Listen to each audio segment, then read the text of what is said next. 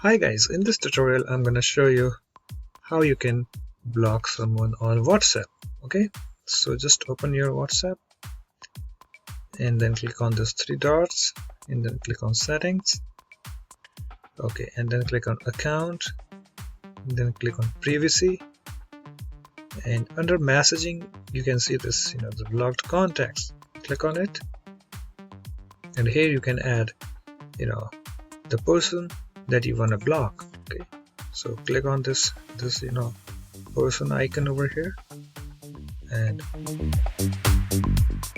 browse to your contacts, and you can select any of it and block it. Suppose I want to block this guy, so it's now blocked. Okay, and suppose if I wanna unblock, then I just need to click it, unblock, yes, click on it, and it's again unblocked. So guys, in this way you can easily block contacts on WhatsApp.